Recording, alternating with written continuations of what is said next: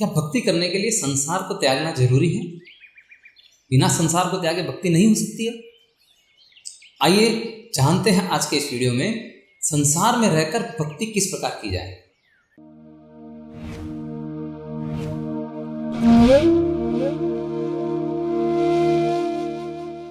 हरे कृष्णा। आइए सबसे पहले हम जानते हैं कि भक्ति का अर्थ क्या होता है। भक्ति शब्द भज धातु से बना हुआ है। इसका मतलब होता है सेवा करना।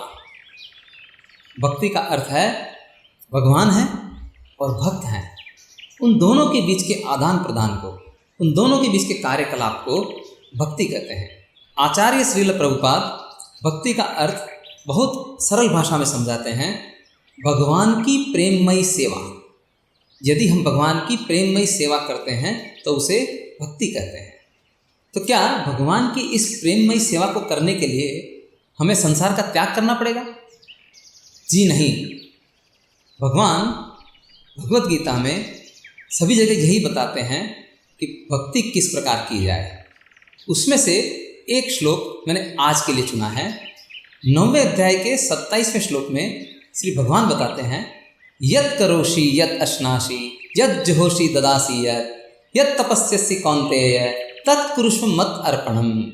अर्थात यत् करोषि, आप जो कुछ भी कार्य करते हो, यत् अश्नासि, आप जो कुछ भी खाते हो, यत् जुहोषि ददासि, आप जो कुछ भी अर्पित करते हो या दान देते हो, यत् तपस्यसि, आप जो कुछ भी तपस्या करते हो, तत्कुरुष्व मत अर्पणम, उसे मुझे अर्पित करते हुए करो।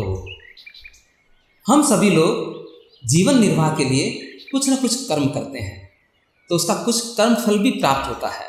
यदि हम उस कर्म फल को भगवान की सेवा में लगाएं तो ये भक्ति का मार्ग है। उसी प्रकार हमें अपने शरीर का निर्वाह करने के लिए और उसे स्वस्थ बनाए रखने के लिए कुछ भोजन ग्रहण करना पड़ता है। यदि उस भोजन को हम पहले भगवान को अर्पित करें और शेष भाग को प्रसाद रूप में ग्रहण करें तो ये कार्य भी भक्ति के अंतर्गत आते हैं। आइए हम श्रीमद् भागवतम में से एक उदाहरण देखते हैं, महाराज अम्बरीश का। महाराज अम्बरीश इस पृथ्वी के चक्रवर्ती सम्राट थे और साथ ही भगवान के महान भक्त थे।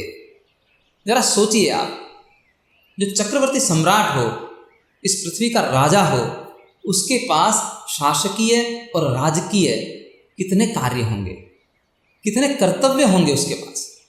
तो क्या उसने भक्त बनने के लिए इन सभी कर्तव्यों को त्याग दिया? जी नहीं, उन्होंने कुछ भी नहीं त्यागा। अपने कर्तव्यों को पूरा करते हुए वे महान भक्त कहलाए। तो फिर उन्होंने क्या किया? उन्होंने अपनी इंद्रियों को वश में किया और इंद्रियों के स्वामी भगवान की सेवा में लगाया। ऋषिकेण ऋषिकेश सेवनम भक्तिर उच्यते।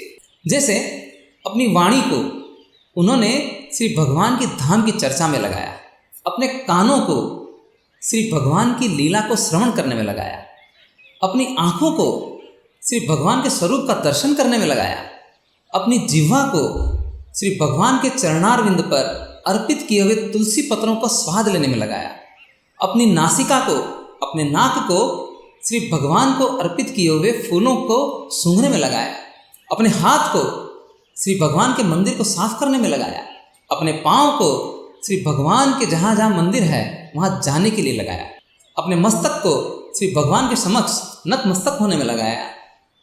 उन्होंने इसके अलावा एक और महत्वपूर्ण कार्य किया, अपने मन को सदैव भगवान कृष्ण के चरणारविंदों पर लगाया।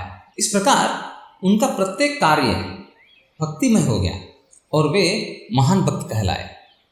तो हम इस उदाहरण से देख सकते हैं कि भक्ति करना कितना सरल है।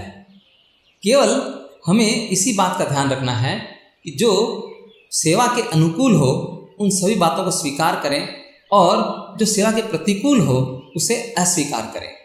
अनुकूल से संकल्प प्रतिकूल से वर्जनम, अर्थात भगवान की प्रेममयी सेवा के लिए जो अनुकूल है उस प्रत्येक बात को स्वीकार करें और जो प्रतिकूल है उस प्रत्येक बात का बहिष्कार करें। भगवान की सेवा में अनुकूलता एवं प्रतिकूलता को हम एक उदाहरण के माध्यम से समझेंगे। कुरुक्षेत्र का युद्ध भगवान श्री कृष्ण की योजना थी। अर्जुन को केवल निमित्त मात्र होकर उस युद्ध को लड़ना था। सत्य के लिए युद्ध करना क्षत्रिय का धर्म भी है और कर्तव्य भी है। अर्जुन को वो युद्ध सिर्फ भगवान के लिए लड़ना था, लेकिन अर्जुन युद्ध भूमि को छोड़कर भागना चाह रहे थे। वो अपने गृहस्थ धर्म के जो कर्तव्य हैं उसको भी त्याग कर जंगल में भिक्षुक बनना चाह रहे थे। तब भगवान ने अर्जुन को रोका एवं उन्हें भगवत गीता के माध्यम से सारे संशय को दूर करते हुए बताया, तस्मात् सर्वेषु कालेषु माम अनुस्मर युद्ध च मयि अर्पित मनोबुद्धिर माम एवस्यसि असंशय। भगवान कहते हैं, हे अर्जुन, तुम्हें सदैव कृष्ण के रूप में मेरा चिंतन करना चाहिए और युद्ध करने के अपने कर्तव्य को भी पूरा करना चाहिए। इस प्रकार यदि तुम सारे कर्मों को मुझे अर्पित करते हो और अपनी मन और बुद्धि को मुझ में स्थिर करते हो तो तुम निसंशय निसंदेह मुझे प्राप्त करोगे। मन को सदैव भगवान कृष्ण का चिंतन करने में लगाने की आवश्यकता है। यदि हम हमारे प्रत्येक कार्य में भगवान कृष्ण को केंद्र में रखते हैं तो हमारे प्रत्येक कार्य भक्तिमय हो जाएंगे और हम भी भगवान के भक्त बन जाएंगे। तो भक्ति करना बहुत सरल है। हम ये समझ सकते हैं कि भक्ति करने के लिए हमें संसार का त्याग करने की आवश्यकता नहीं है। हमारे मन में जो संसार बैठा हुआ है उसे बाहर निकालने की आवश्यकता है। मन को सदैव भगवान कृष्ण का चिंतन करने में लगाने की आवश्यकता है। भक्ति करने के लिए संसार को त्यागने की आवश्यकता नहीं है। आवश्यकता है बुरे संग और बुरी आदतों को त्याग करने की। बुरी आदतें जैसे मांसाहार करना, नशीली चीज़ों का सेवन करना, जुआ खेलना, अवैध संबंध रखना, इन सब चीज़ों से और बुरे संग से हम दूर रहेंगे तो हमारे प्रत्येक कार्य भक्तिमय हो जाएंगे। हमें संसार को त्यागने की आवश्यकता नहीं है और घर में रहकर गृहस्थ जीवन में रहते हुए हम बहुत आसानी से भक्ति कर सकते हैं। आप लोग भी आज से ही इस भक्तिमय जीवन की शुरुआत कर सकते हैं। बहुत आसान है। भगवान की प्रेममय सेवा की शुरुआत भगवान के नाम जप से होती है। हरे कृष्णा कृष्णा कृष्णा हरे हरे, हरे राम राम राम हरे हरे।